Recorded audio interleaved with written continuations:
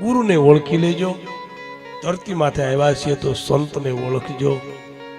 સંતને ઓળખવા માટે સંત બનવું પડે બાપા, ત્યારે સંત ઓળખાય બાપા. આપણે નથી કોઈને ઓળખી શકતા, એનું કારણ છે આપણા મનમાં મેલ ભર્યા છે. મન પવિત્ર બનાવો. મન પવિત્ર બનશે ને એટલે તમને જમવો છો ને એ બધામાં સ્વાદ આવશે બાપા. બીમાર માણસને ગમે એવો રાબ બનાવીને ખવડાવો, એને સ્વાદ નહીં આવે બાપા. કારણ કે હું તમે બહુ બીમાર પડી ગયા છે, જેના કારણે આપણને સત્સંગ ગમતો નથી બાપા, હરિનામ ગમતું નથી બાપા.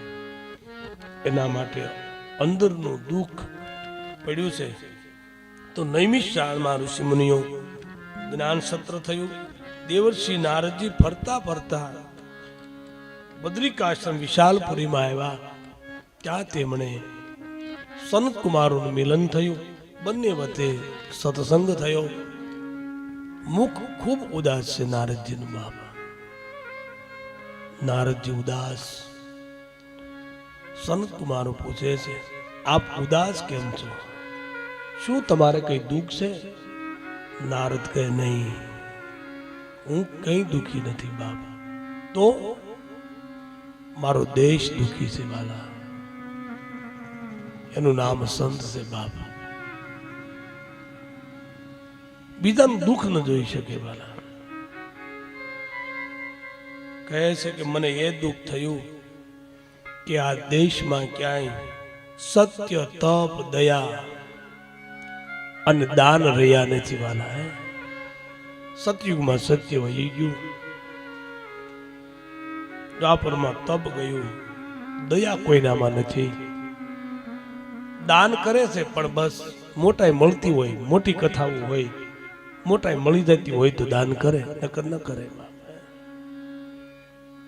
મનુષ્ય બોલે છે કાંઈ અને મનમાં હોય છે કાંઈ.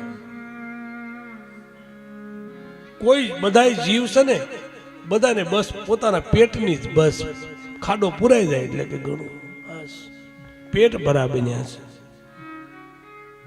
નારદજી કહે, હું અનેક જગ્યાએ ફર્યો ને મેં જોયું કોઈના ઘરમાં શાંતિ નથી વાલા. બધા જ લોકો કઈ ને કઈ દુઃખથી પીડાઈ રહ્યા છે. કોઈને સંતતિ નથી એટલે દુઃખ છે, કોઈની પાસે સંપત્તિ નથી એટલે દુઃખ છે, કોઈની પાસે પરિવાર નથી એટલે દુઃખ છે. બધા જ લોકો દુઃખમાં પીડાય છે. એટલે નારદજી કહે છે, હે સંત કુમારો, મારો દેશ દુઃખમાંથી મુક્ત થાય એવો કઈ ઉપાય બતાવો. ધરતીમાંથી અન્ન વિક્રય થવા લાગ્યો. ધરતી માતા હતા ને એ અનરસ ગળવા લાગ્યા છે. બધા દુરાસારીના માર્ગે વળ્યા છે. નારદજી આગળ કહે છે કે શાંતિ નથી.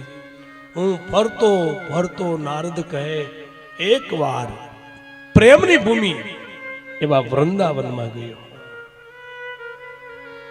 અને એ વૃંદાવનમાં નારદજી કહે છે, રસ્તામાં હું નીકળ્યો ને તો મેં એક કૌતુક જોયું. કેવું?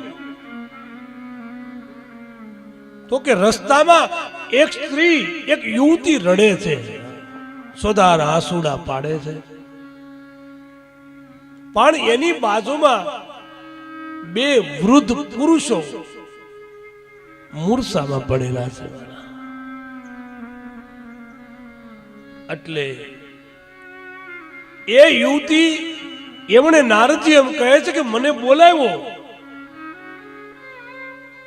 એટલે હું એમની પાસે ગયો.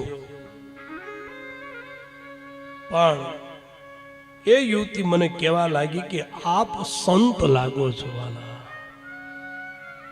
એટલે તમને જોઈને મને શાંતિ મળી. સંત એને કહેવા, કારણ કે સંતનું લક્ષણ છે કે એની નજીક તમે જાઓ ને તમને શાંતિ થવા લાગે. સમજી લેવાનું કોઈ સંત લાગે છે વાલા.